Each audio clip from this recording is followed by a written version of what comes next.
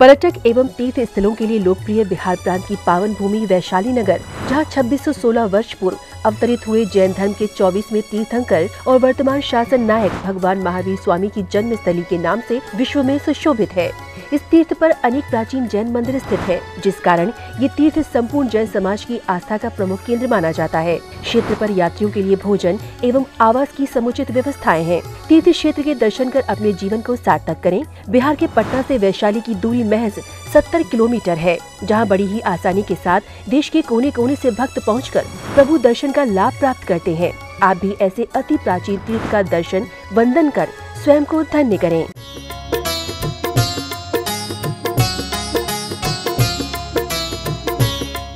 मंगलम भगवान वीरो मंगलम गौतमो गणे मंगलम कुंद कुंदाद्यो जैन धर्मोस्तु मंगलम जीव धर्मोस्तु मंगलम।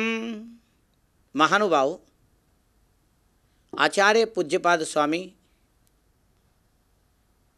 जिनका अपर नाम देवनंदी है, ऐसे पूज्यपाद स्वामी जिन्होंने मन शुद्धि के लिए इष्टोपदेश समाधि तंत्र की रचना की, वचन शुद्धि के लिए जैनेन्द्र व्याकरण की रचना की और काय शुद्धि के लिए आयुर्वेद की रचना की, ऐसे आचार्य देवनंदी पूज्यपाद स्वामी द्वारा विरचित इष्टोपदेश यह ग्रंथ है। जैसे नाम है वैसे ही ये उपदेश का एक सार है, अध्यात्म का सार है। मन और चेतन के शुद्धि के लिए और वचन के शुद्धि के लिए और शरीर की शुद्धि के लिए 3 तरीके के ग्रंथों की रचना आचार्य पूज्यपाद स्वामी करते हैं।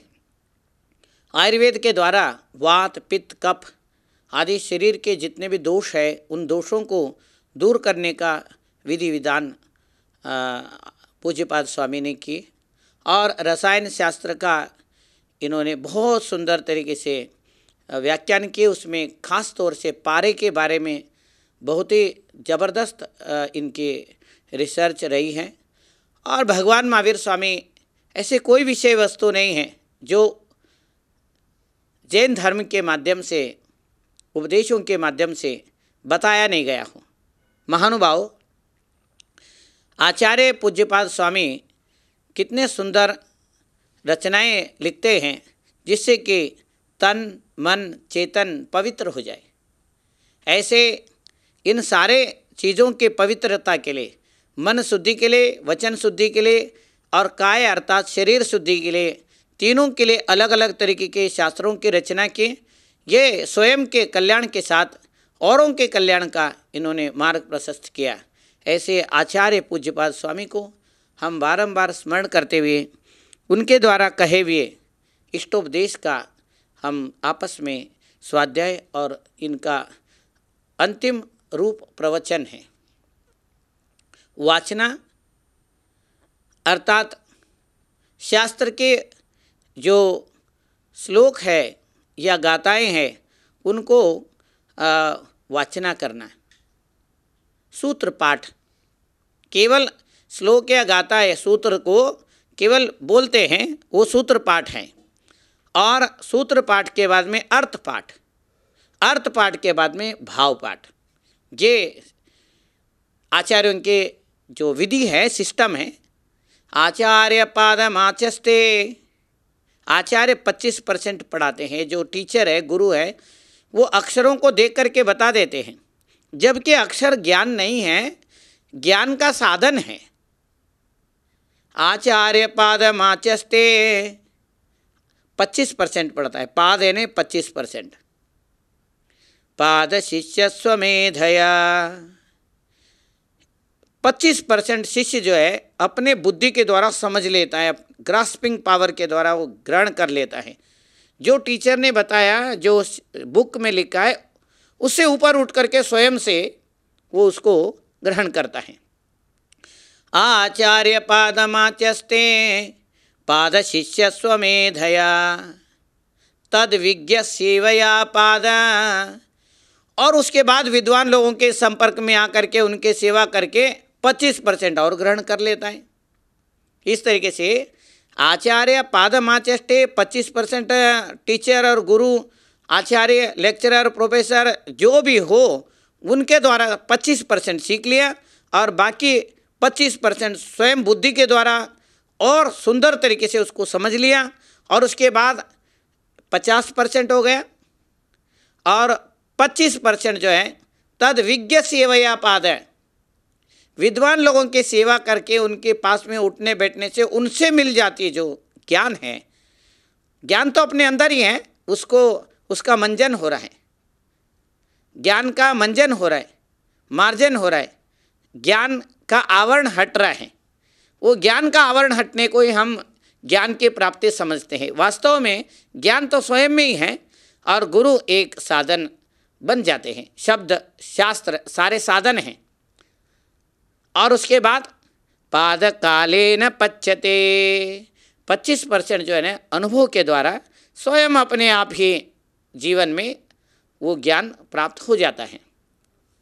ऐसे जो ज्ञान की क्रमिक विकास है, क्षोभ समय है, ज्ञान का आवरण धीरे धीरे कम होता है, वो जो आचार्यों ने बताया बहुत सुंदर बात बताते हैं।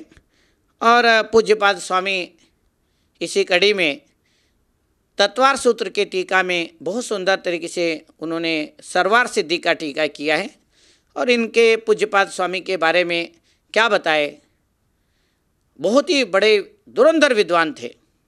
और इनको बड़े बड़े आचार्यों ने इनके बारे में बहुत सुंदर सुंदर बातें कही हैं। प्रमाणम कलंकस्य पूज्यपादस्य लक्षणम द्विसंधान कवे काव्यम रत्नत्रयम पश्चिमम। प्रमाणम अकलंकस्य, अकलंक आचार्य अकलंक देव का प्रमाण, पूज्यपाद स्वामी का लक्षण, जो लक्षण पूज्यपाद स्वामी ने कर दिए और वो कोई नहीं कर सकता है। द्विसंधान कवे काव्यम, धनंजय कवि के काव्य जो है वो एक शब्द में दो दो अर्थ हैं, अनेक अर्थ हैं। शब्द एक बता रहे, उसी शब्द में रामायण का भी अर्थ निकल रहा है, महाभारत का भी अर्थ निकल रहा है। महानुभाव द्विसंधान काव्य जो है सब सर्वत्र विद्वानों में, वैदिक विद्वानों में, बौद्ध विद्वानों में, जैन विद्वानों में, भारतीय संस्कृति में धनंजय कवि का बड़ा जबरदस्त नाम है। द्विसंधान कवे काव्यम रत्नत्रयम पश्चिमम, ये दूसरा रत्नत्रय, जैसे सम्यक दर्शन, सम्यक ज्ञान, सम्यक चारित्र हैं, ऐसे अकलंक देव के प्रमाण और पूज्यपाद आचार्य के लक्षण और द्विसंधान कवि अर्थात धनंजय कवि के काव्य, इसका कोई जोड़ नहीं है। ऐसे जैन आचार्यों ने तो लिखा ही है और जैनेतर आचार्यों ने भी इनके प्रशंसा में बहुत सुंदर सुंदर श्लोक लिखे हैं। महानुभाव, अब हम इष्टोपदेश, ये जो ग्रंथ है, इसकी जो रचना है, इसकी जो सरलता है, सुगमता है और इसके अंदर जो मन को विशुद्ध करने का जो साधन है, जो विशुद्धि केंद्र को प्रस्फुटित करे और जागृत करे, ऐसे पूज्यपाद आचार्य के ये हर श्लोक हमारे लिए मन, वचन और काया के साथ में तन, मन, चेतन को शुद्ध करने के भाव इसमें अभिव्यक्त किया गया है। और सबसे पहले मंगलाचरण करते हैं। मंगल और शुभ आचरण को मंगलाचरण कहते हैं। जब हम बोलते हैं, सोचते हैं, विचार करते हैं, उन विचारों के बारे में यहाँ आचार्य पूज्यपाद स्वामी ने बहुत सुंदर तरीके से बताया है। जो भी हम सोचते हैं, विचार करते हैं, जिन्हें थॉट्स बोलते हैं या थिंकिंग्स बोलते हैं, जो थॉट्स आ रहे हैं, विचार आ रहे हैं, कितने विचार आ रहे हैं, अनगिनत विचार आ रहे हैं, उन विचारों को किस तरीके से हम अपने आप में कंट्रोल कर सकते हैं, उन विचारों पे हम अपना अधिकार कैसे जमा सकते हैं, उस मन के द्वारा किए हुए वचन के द्वारा किए हुए, काय के द्वारा किए हुए जो कर्म हैं, शब्द अर्थ और भाव रूप में हैं, उनको कैसे हम कंट्रोल कर सकते हैं, इस बारे में प्रैक्टिकली आचार्य पूज्यपाद स्वामी यहाँ पर इष्टोपदेश में बताए हैं। वैसे समाधि तंत्र इसके विस्तार रूप से बहुत सुंदर तरीके से बताया है।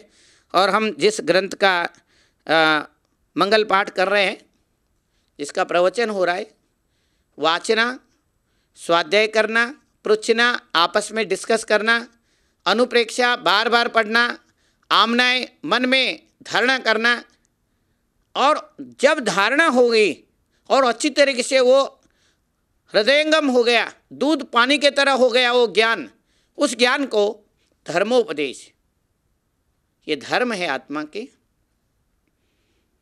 भारी वस्तुओं से हट करके अपने ओर ले जाता है, वो धर्म है। यो धरति उत्तमे सुखे स धर्मः, ऐसे पूज्यपाद आचार्य कितने सुंदर बात बता रहे। इसी बात को समंतभद्र आचार्य कहते हैं, यो धरति उत्तमे सुखे स धर्मः, जो उत्तम सुख में धारण करे वो धर्म है। धारयति इति धर्मः, ये इसकी निरुक्ति है। महानुभाव, अब आचार्य पूज्यपाद स्वामी मंगलाचरण में, शुभ आचरण में अशुभ से निवृत्त होकर के शुभ में आने के लिए जो प्रवृत्ति है, उस प्रवृत्ति रूप ये आचरण के बारे में बता रहे।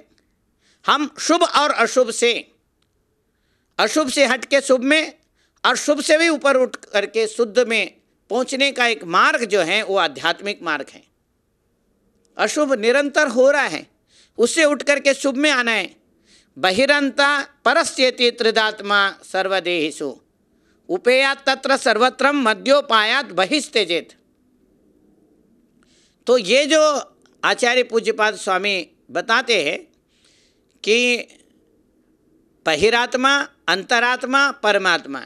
बहिरात्मा जो दुख को प्राप्त कर रहा है, अनंत विचारों में उलझा हुआ है, वो बहिरात्मा है। उन विचारों को साक्षी भाव से जो देख रहा है वो अंतरात्मा है, और उससे परे ऊपर उठ रहा है वो परमात्मा है।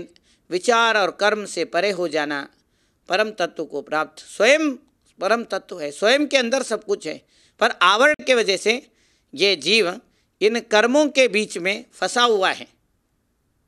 महानुभाव, जैसे गाय रस्सी से बंधी हुई है, वास्तव में गाय रस्सी से बंधी नहीं है, रस्सी को उसके गले में डाल के रस्सी से बांध रखा है, गाय तो फंसी हुई है।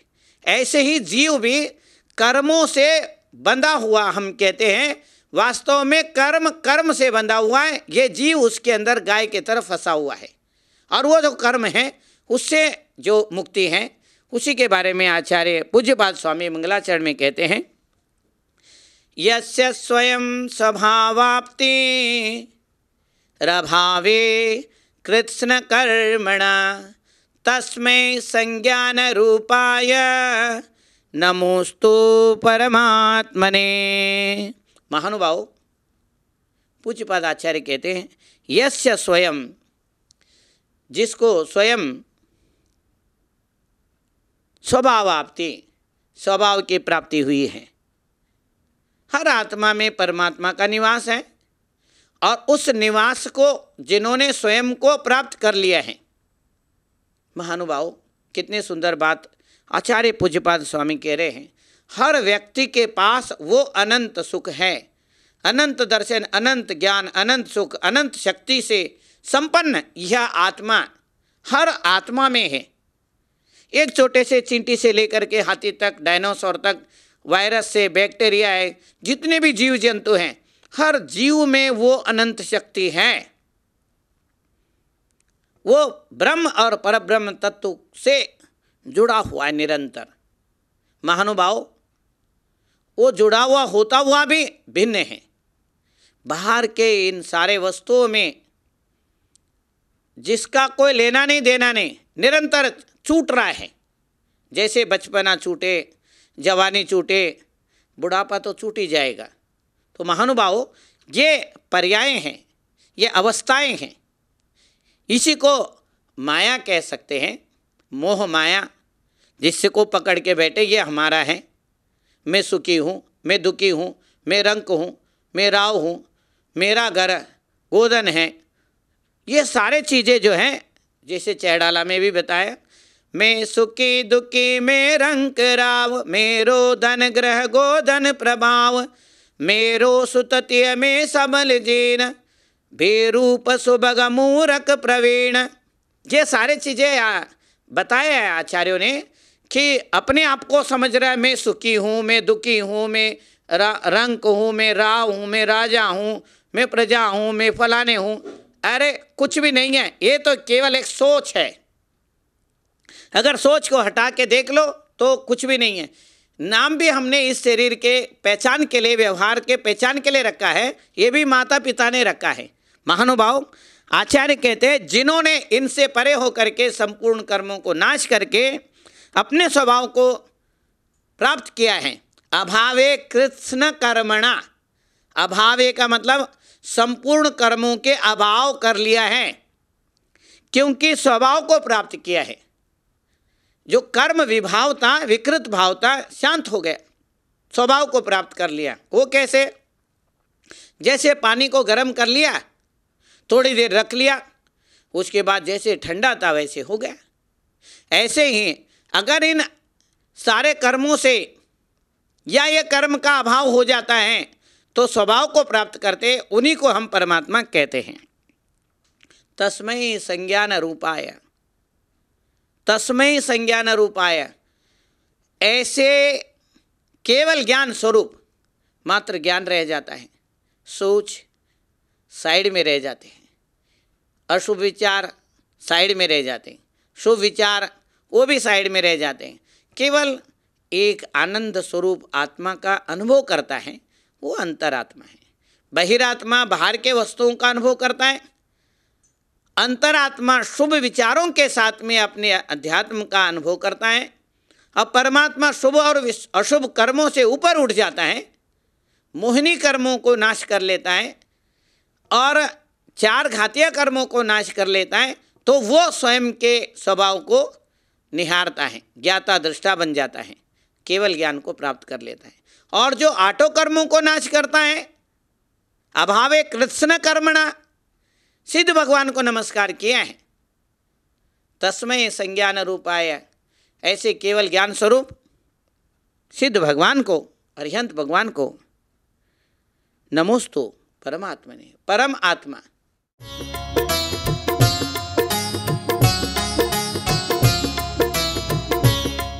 पर्यटक एवं तीर्थ स्थलों के लिए लोकप्रिय बिहार प्रांत की पावन भूमि वैशाली नगर, जहां 2616 वर्ष पूर्व अवतरित हुए जैन धर्म के 24वें तीर्थंकर और वर्तमान शासन नायक भगवान महावीर स्वामी की जन्मस्थली के नाम से विश्व में सुशोभित है। इस तीर्थ पर अनेक प्राचीन जैन मंदिर स्थित है, जिस कारण ये तीर्थ संपूर्ण जैन समाज की आस्था का प्रमुख केंद्र माना जाता है। क्षेत्र पर यात्रियों के लिए भोजन एवं आवास की समुचित व्यवस्थाएं हैं। तीर्थ क्षेत्र के दर्शन कर अपने जीवन को सार्थक करें। बिहार के पटना से वैशाली की दूरी महज 70 किलोमीटर है, जहां बड़ी ही आसानी के साथ देश के कोने कोने से भक्त पहुंचकर प्रभु दर्शन का लाभ प्राप्त करते हैं। आप भी ऐसे अति प्राचीन तीर्थ का दर्शन वंदन कर स्वयं को धन्य करें।